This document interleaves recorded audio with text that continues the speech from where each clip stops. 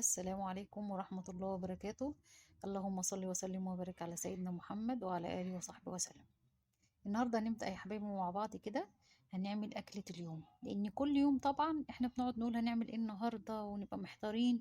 أنا النهاردة هبدأ معاكم بالمحشي. محشي الكرنب طبعا هقول لكم على كل التكات بتاعته، وهخليه لكم بأسهل طريقة يعني.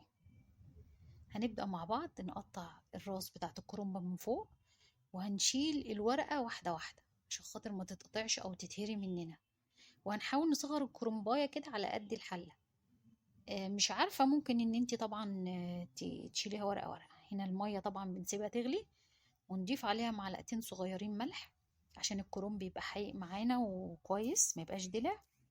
وهنضيف طبعا الكمون. الكمون جميل جدا عشان خاطر الكرنب اللي ريحته وطبعا بيدي نكهة جميلة جدا معاه. جربوه وهتحسوا ان الريحة بتاعته اختفت، وبقى ريحة الكمون هي اللي موجودة، لان احنا كلنا بنعاني من الموضوع ده.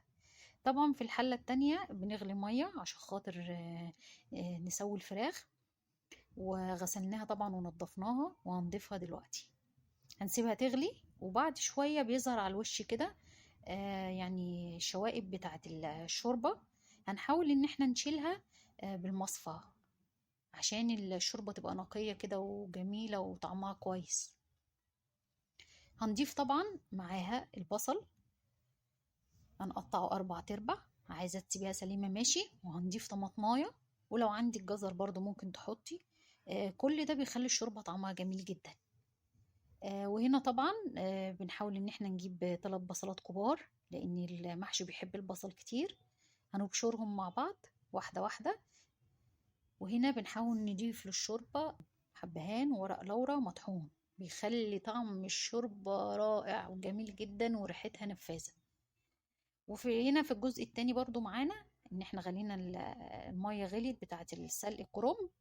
هنضيف عليها الكرنباية واحدة واحدة، ونحاول نلفها كده. وخلي بالك طبعا من المية السخنة على قد ما تقدري، ربنا يسترها علينا جميعا. حاولي بقى ان انتي تنزليها شوية في الحلة كده عشان تتسلق كويس. لازم، مش عارفة، ممكن بمعلقة ولا حاجة عشان ما تتلسعيش. وطبعا بنحاول ان احنا ايه نفرد الورقة كده بعد شوية عشان نتأكد ان كل المية دخلت في كل الكرنباية.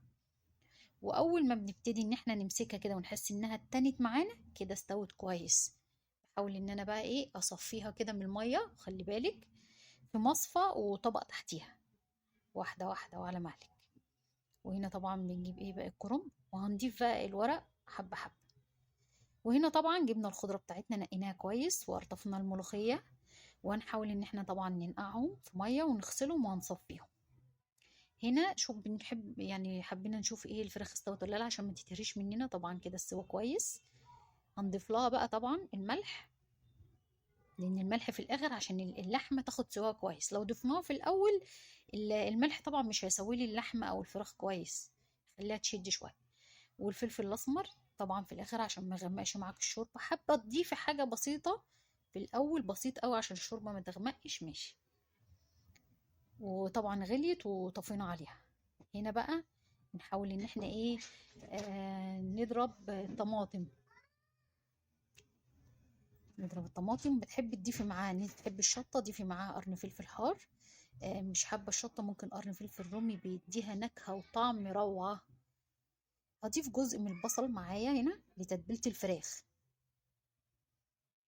وهنحط عليه بقى البهارات والتكات والحركات اللي هتعجبكم جدا.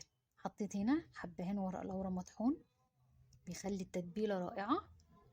وهنضيف معاها بهارات. البهارات دي انا بجيبها خشنه من عند العطار، وانا بطحنها في البيت بتدي ريحه جميله جدا. وهنضيف معاها كمان فلفل اسمر. ودي طبعا خلطه جميله جدا للفراخ من تكه، بصراحه احلى جدا من فاين فوز، انا جربت الاتنين. هنحط معاها معلقتين كده من تتبيله الفراخ تكه، تخلي طعمها رائع جميله جدا وهتعجبكم كلكم. جربوها. معلقتين. بصراحة التتبيلة دي بتخليها زي المشوية، هتعجبكم وهتبقى طعمها بجد رائع جدا. وهنضيف معاها طبعا مع يعني 3 معالق 4 معالق صلصة، اللي هي عصير الطماطم اللي احنا ضربناه في الخلاط. ناخد منه 4 معالق كده، وبنقلبهم كويس مع بعض. نحاول ان احنا نخلط الخليط كله كويس، وبنضيف الملح. اهو كل بقى بنفتكر حاجة مع بعض كده طبعا ايه، نفكر بعض بيها. كده بقت الخلطة جميلة وريحتها جميلة جدا. هنجيب الفراخ طبعا بعد ما صفيناها، هنحاول بقى ان احنا ايه نتبلها كلها كده، علشان خاطر ما بيبقاش حتة فيها ما فيهاش تتبيلة. انتوا هتاكلوا الفراخ قبل التتبيلة من حلاوتها. اهو بنضيفها من كل حتة، وركناها شوية لحد ما تتبل. هنا بقى جبنا حلة فاضية عشان نعمل تسبيكة المحشي. انا بحبه جدا مسبك، في ناس بتحب ني في ني، بصراحة بيبقى ريحته جميلة برضو، بس بحس ان الطماطم بتاعته ما بتبقاش حمرا، فبحبه بقى ان هو يبقى مسبك كده. هنضيف البصلة. البصلة لازم تبقى كتيرة زي ما قلنا، لان بتدي طعم جميل جدا للمحشي. 3 بصلات 4 بصلات زي ما انت حابة، ونخليها ايه تصفر كده، يبقى لونها ذهبي جميل، مش هنحمرها قوي عشان بتدي كده صفارة للمحشي. هنا هنقطع بقى الخضرة. هنشيل الجزء ده، انا مش هرميه، هقول لكم بعدين هنعمل بيه ايه. هنقطع بقى واحدة واحدة، وخلي بالك من ايدك طبعا، وكون التقطيعة رفيعة. انا بقطعها على ايدي، بس حاولت ان انا اعملها لكم على البلانش عشان تبقى اسهل ليكم، لان في ناس ما بتعرفش بقى تقطعها، يعني لو عروسة جديدة ولا حاجة على ايديها. هنا ضفنا الطماطم بعد ما البصلاية اصفرت بقت ذهبي كده، وهنسيبها ايه. هنضيف معاها بقى شوية بهارات كده صغيرة في الأول، جزء من البهارات، وبعد كده لما نخلصها هنضيف الجزء التاني. هنا 1/4 معلقة حبهان ورق لورا، يبقى طعمه جميل جدا في الأكل ولما بيبقى مطحون. 1/4 معلقة بهارات، في بقى ال7 بهارات، وفي 11 بهار على حسب ما انت بتجيبي من العطار. وكمون، 1/4 معلقة كمون، بيخلي المحشي طبعا في حتة تانية، طعمه جميل جدا ورائع. و1/4 معلقة فلفل اسود، وبنقلبها وسيبها تتسبك. طبعا هنا العروق بتاعة الخضرة اللي انا قلت لكم عليها دي بشيلها، علشان بحطها في قعر الحلة، عشان خاطر المحشي ما يشفطش، وبيدي ريحة جميلة جدا. ودي الخضرة قطعناها مع بعض. وهنروح بقى للجزء اللي بعد كده. طبعا الطماطم اتسبكت معانا ازاي؟ ان الزيت ظهر على الوش والطماطم تقلت. هنا بقى جينا طبعا جهزنا حاجتنا. نجيب الفلفل طبعا هنقمعه سوا، هنقمعه بقى واحده واحده، لان في ناس ما بتعرفش تقمعه بصراحه. وعملنا كوبايه شاي كده بقى عشان نعدل المزاج بعد الوقفه الطويله دي. طبعا يا ريت على قد ما تقدري ما تحطيش ايدك زي ما انا حطيتها في الفلفل لو مش لابسه جوانتي، لان بيبقى حراق جدا وبيبهدل الايد. بمعلقه بقى صغننه كده ممكن تطلعيه كده ولا حاجه، ولا مقوار ماشي. هنا ضفت مكعب مرق الدجاج، بيخلي الصلصه طعمها جميل برضه، وهتعجبكم كلكم. يعني شويه حاجات كده، وكلنا بنتعلم وبنستفيد من بعض. طبعا الجزء التاني بتاع البهارات انا قلت لك عليه اهو، هنضيفه تاني ربع وربع وربع. حابه تزودي انت حابه براحتك، ده على حسب كل ذوق. نفس البهارات اللي ضفتها في الاول. بص بقى الطماطم بقى لونها جميل ازاي، السبيكت بقت حلوه ازاي. هشيل جزء من الطماطم عشان ما تبقاش كتيره مع الخلطه. لو انا احتجتها هضيفها تاني عادي، ما احتجتهاش خلاص، بحيث ان ما تبقاش زياده معايا. دايما لازم تعملي حسابك كده. هنضيف الرز وهنصفيه كويس عشان الميه يعني منه ما تنزلش معاه، يعني اهو على قد ما نقدر بنصفي الرز كويس. وهنقلبه بقى تقلبتين كده 3، وهنضيف معاه الخضرة. هو كل ده لسه انا بديله تشويحة على النار عادي، نار هادية مش مشكلة. ضفنا جزء من الخضرة وبنقلب، لان الخضرة شايفينها معانا كتير شوية، انا بحبها على فكرة كتير. وبعد كده هنقلبه بقى في الطبق الاكبر عشان ناخد راحتنا ويبقى يعني كويس معانا. حابة تضيفي خضرة تاني ضيفي براحتك، كل ده بيرجع لذوقك. حابة تضيفي طماطم تاني، الصلصة برضو معانا. هننضف الحلة كويس لان هي دي برضو نفس الحلة اللي هنحشي فيها. هنقلب بقى الخلطة. وهنا هنقطع الكرنب، هنشيل اللي هي العرق التخين اللي فيها، وهنظبط الجزء ده كده، وهنمشي واحدة واحدة بقى على حسب طول وحجم الصباع اللي انت حباه. هنمسك بقى رول نفكه، وهنقطع على حسب برضو اللفة بتاعتك. حابة بقى يعني الصباع يبقى على الحجم اللي انت يناسبك واللي انت عايزاه، برضو دي أذواق. وهنرص يعني كله يبقى حجم واحد عشان الصوابع تبقى مناسبة معانا. وهنقطع بقى واحدة واحدة كده مع بعض، واللي تبقى يعني أصغر شوية هنضيفها لوحديها، يعني نحاول نرص على قد ما نقدر. لقيتي برضو ورقة معاكي مهرية ممكن تركنيها. هنا رصيناه كله وظبطناه وجينا. هنبدأ بقى نحط جزء من العروق بتاعة الكرنب في قعر الحلة، وجزء من الخضرة دي بتدي ريحة جميلة معاكي وانتي بتسوي المحشي. وطبعا ما تخليش القعر يتحرق. حابة تضيفي بصلاية شرايح معاها ماشي، بتبقى جميلة قوي.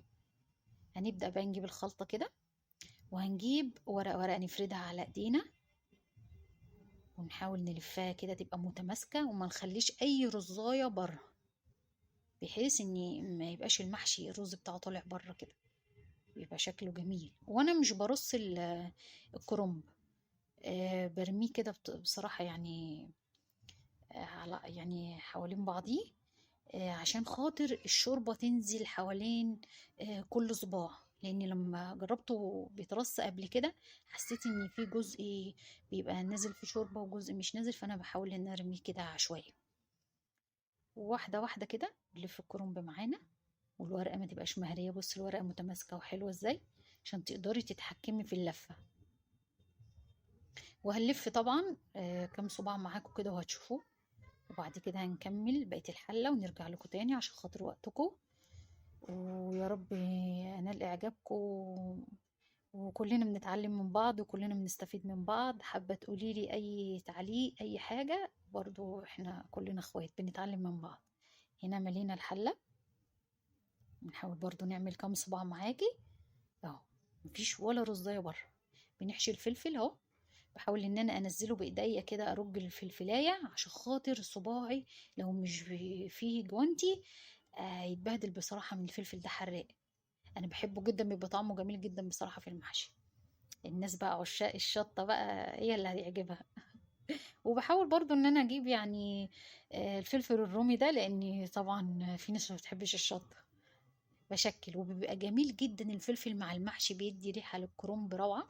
لان في ناس بتعمل الكرنب كده بس ساده، لا انا بحب اضيف عليه الفلفل، وطعمه بيبقى جميل جدا، هيعجبكم. طبعا كده خلصنا الحله معانا. هناخدها بقى ونضيف عليها، ويا ريت يا ريت ما تمليش الحله للاخر، وتبقى الحله واسعه معاكي عشان تبقى التسويه تاخد راحتها. هنا هنضيف الشوربه بعد ما غليت، وتبقى طبعا الملح بتاعها كويس. هنهز الحله كده بحيث انها تنزل في كل الجوانب.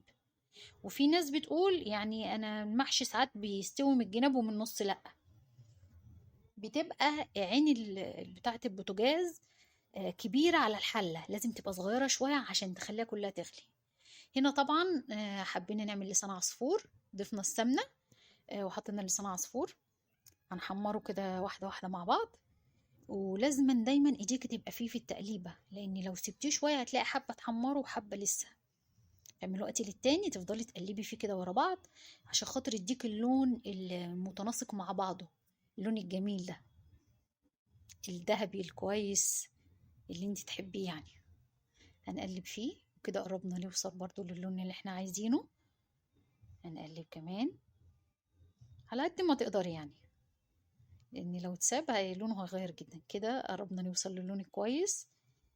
وانتي وذوقك، حابه اني اخليه فاتح ماشي، حابه ان تخليه غامق شويه كده، لان ما بتضاف عليه الشوربه بعد ما بيستوي بحس ان لونه فتح شويه. هنا بقى هنضيف الشوربه واحده واحده عشان طبعا بتبقى سخنه وممكن تطرطش عليكي، وربنا يسترها علينا جميعا. نضيف الشوربه تاني. بحب اعمل لسان عصفور يوم بيوم على قدي كده، على القد، لان لما بيبقى طازه بيبقى كويس. زي الملوخيه برضو بحب اعملها حجم على القد كده، يعني على قد طبق ولا حاجه انا وولادي، تبقى جميله طازه بطازه. هنا بقى طبعا هوريكم طريقه جديده لخرط الملوخيه اللي هي في الكيس، وممكن تكون في ناس كتير عارفاها. هنا خرجنا الهواء، هنخرط الملوخيه في اقل من دقايق، وسريعة جدا، وبصراحة بتبقى منضفة كل حاجة حواليكي، ما تبهدليش أي حاجة. بص في ثواني اتخرطت معانا بصراحة. هنرجعها كده شوية ونقطع الكيس بس، ولا وسخت بلانشة ولا مخرطة ولا أي حاجة. هنا اللسان عصفور غلي، هي غلوة واحدة وهنطفي عليه، لأنه بيستوي في السخونية صراحة، ما بياخدش وقت. أكتر من كده هيتهري ومش هيبقى كويس. جبنا طاسة وحطينا الزيت، حابة إن انت تضيفي سمنة ماشي براحتك. الناس بتحب تحمر في السمنة، اوقات كده بصراحة بحمر في السمنة البلدي بتبقى جميلة جدا. وضفنا الفراخ واحدة واحدة وخليه. بصي طبعا شكل التتبيلة لونها روعة، ولونها كمان في التحمير بتحسسك ان انتي عاملة فراخ مشوية. وفي تكة خطيرة بقى هقولك عليها كده، هتحسسك فعلا ان انتي بتاكلي فراخ مشوية. طبعا انتوا شايفين الفحمية اللي انا مولعة عليها، الفحمية دي انا بولع عليها عشان بعد ما اخلص الفراخ واحمرها طبعا هنقلب على الجنب التاني، وشوفوا اللون الجميل بتاع تحمير الفراخ. لان في ناس كتيره قوي بتحب ان الفراخ تبقى محمره كده زي المشويه، وفي ناس بتحب التحميره خفيفه برضو، ده على حسب كل ذوق. طبعا بعد ما نخلص تحمير هنحطها في الطبق بتاعنا، وهجيب الفحمايه دي اوسع لها مكان وهضيفها في النص اهي زي كده. معلش بقى الجزء ده ما لحقتش اصوره لكم، بس اهو انا ضفتها في النص وحطيت عليها ماده دهنيه ورحت مغطياها، طعمها جميل. هنا طبعا الشوربه بتاعتنا غليت، ضفت عليها الملوخيه وقلبتها تقلبتين وشلتها على طول من على النار عشان ما تسقطش معايا، لان في ناس كتير جدا بيقولك الملوخيه سقطت معايا ومش حلوه. وعلى قد ما تقدري تظبطي الشوربه. هنا حمرنا التوم، توم وسمنة وكزبرة بتخلي ريحتها جميلة، وطشيناها. الريحة طبعا مش قادرة اقول لكم روعة، والطعم كمان اجمل. وبألف هنا وشفا. هنا المحشي بتاعنا استوى، واو بصوا بقى. دي الحركة بتاعت المصريين كلها، ان احنا نقلب بالحلة كده على طول. يا رب تعجبكم يا رب. وهنا طبعا حطينا الملوخية ولسان عصفور والفراخ بألف هنا وشفا. وبحاول اظهر لكم كده الفلفل عشان هو كان في الاول. ويا رب ينال اعجابكم كلكم. وطبعا ما تنسوش الشير واللايك ويا رب اكون عند حسن ظنكم. وفي اي تعليق قولهولي، احنا يعني اخوات وبنتعلم من بعض. وشكرا قوي ليكم، والسلام عليكم ورحمة الله.